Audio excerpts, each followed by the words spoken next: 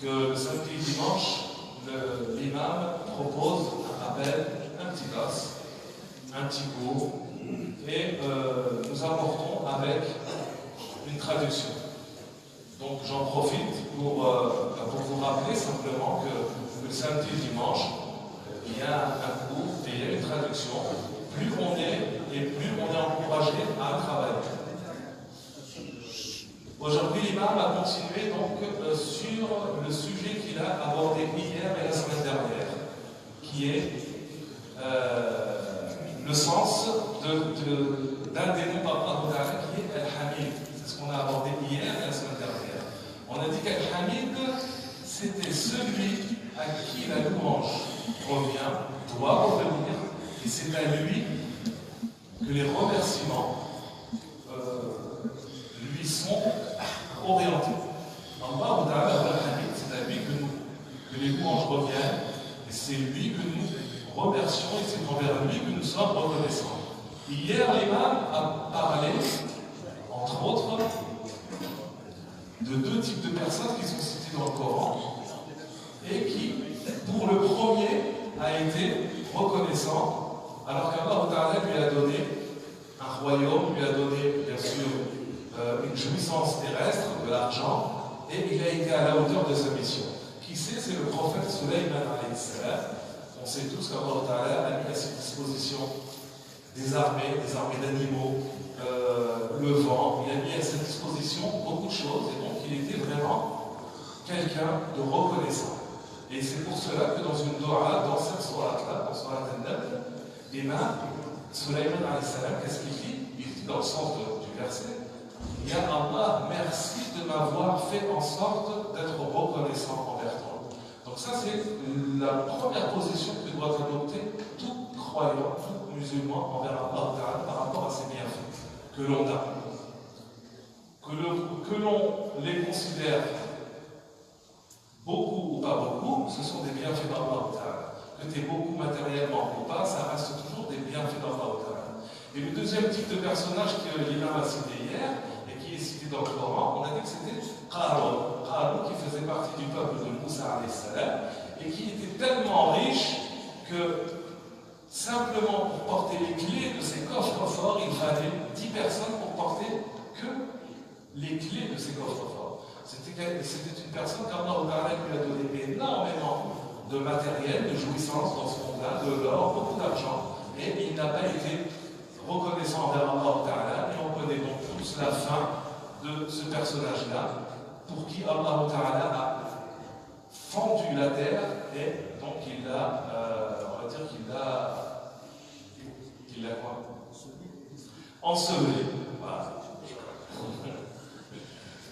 De part de ses, à cause de son comportement. L'imam, donc, aujourd'hui, a dit que le fait de dire Alhamdulillah, n'oublions pas que Alhamdulillah, toute chose commence par Alhamdulillah. La louange est à Allah, la louange revient à Allah Ta'ala. On récite tous dans notre prière Alhamdulillah Rabbil Alamin. Alhamdulillah. On commence par Alhamdulillah. On a aussi l'histoire de Adam alayhi salam quand il a été créé. Allah Ta'ala quand il l'a créé.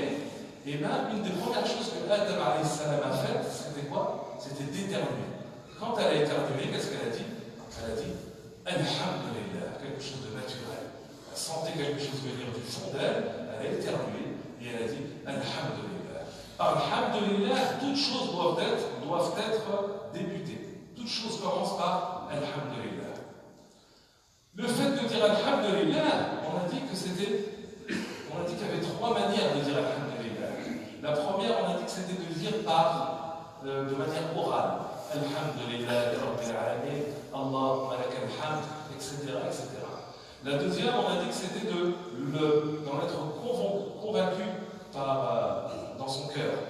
Que le seul et unique pourvoyeur, c'est Allah Ta'ala. Et donc, si je suis convaincu que tous les bienfaits que j'ai proviennent d'Allah Ta'ala, alors naturellement, je dirais Alhamdulillah Rabbil Alamin.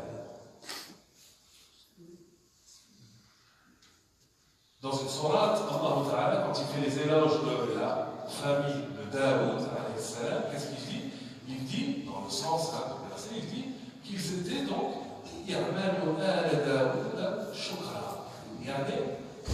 cette famille de prophètes remercier Allah, disait Alhamdulillah, mais pas simplement par la parole, mais avec les actes. Et ça, c'est quelque chose d'important. Le fait d'agir, eh ben, c'est au-delà de dire. Quand on dit, c'est une chose, mais quand on agit, ça prouve que ce que l'on dit est vrai.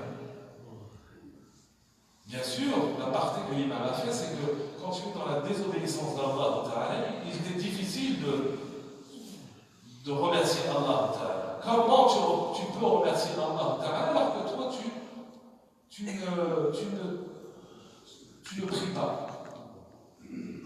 Comment peux-tu remercier Allah alors que tu es dans la désobéissance totale? On ne va pas citer les désobéissances, il y en a à la peine, il y en a énormément. Donc, la première des choses, bien sûr, c'est d'essayer de marcher le plus droit possible.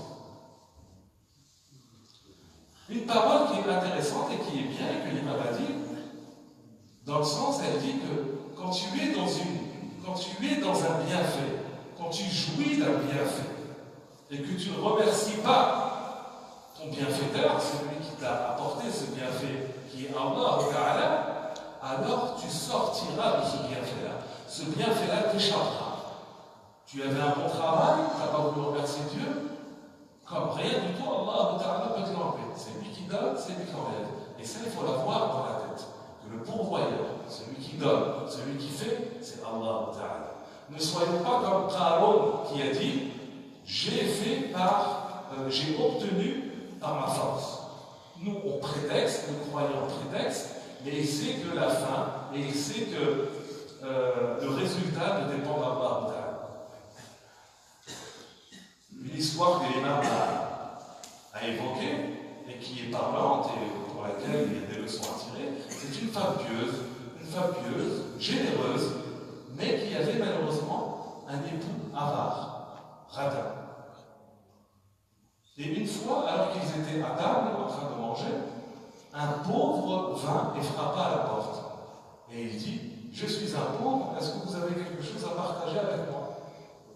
Alors la femme pieuse, bien sûr, elle voulait partager, et son mari lui a dit non, laisse-nous et laisse-nous manger. Et les années sont passées. Et la femme pieuse, bien sûr, quand on dit le pieux avec le pieux et le moins pieux avec le moins pieux, et bien cette femme pieuse a divorcé de ce mari-là. Et elle s'est remariée avec une autre personne, plusieurs années après cet événement. Cette personne-là était pieuse. Donc les deux se sont retrouvés parmi les pieux, parmi ceux qui craignent Allah. Et subhanallah, ils ont subi la même situation que cette femme pieuse avait subi quelques années auparavant.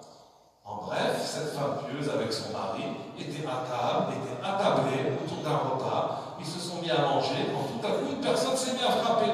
Et elle a dit, je suis pauvre, est-ce qu'il y a quelque chose à partager? Est-ce que je peux prendre quelque chose? Avez-vous quelque chose à me donner? Et là, on a affaire à deux pieux. D'où l'importance de construire une famille avec des principes et de fonder sa famille dans la piété, dans la crainte d'Allah. Et son mari, bien sûr, qui était pieux, lui a dit, bien sûr, il n'y a aucun souci, donne-lui tout ce qu'on a, donne-lui de manière à ce qu'il mange. La femme est allée avec le repas et elle l'a donné au monsieur. Et quand elle lui a donné, elle lui a remis, elle est retournée chez son mari en pleurant. Il lui a dit, mais qu'est-ce qui t'arrive? Elle lui a dit, la personne qui mendie, qui est-ce? C'est mon premier mari qui était avare et radin. Les années ont tourné. Les années ont tourné et les situations ont tourné. Allah, c'est lui qui fait changer les situations. Et le pire de l'histoire, pas le pire, mais le comble de l'histoire, c'est quoi? C'est que son nouveau mari, c'était le premier mendiant. Subhanallah, et comment Allah a fait les choses. C'est pour ça qu'il faut faire très attention de ne rien négliger dans les petites et les grandes actions. Car Allah est présent et il voit tout. Et comme disent les sages, la pérennité d'un bienfait n'est jamais garantie. Jamais. Un bienfait que tu mets aujourd'hui, il peut partir demain. Donc, sois reconnaissant envers ton Créateur. L'imam a dit aussi que si vous voulez remercier Allah,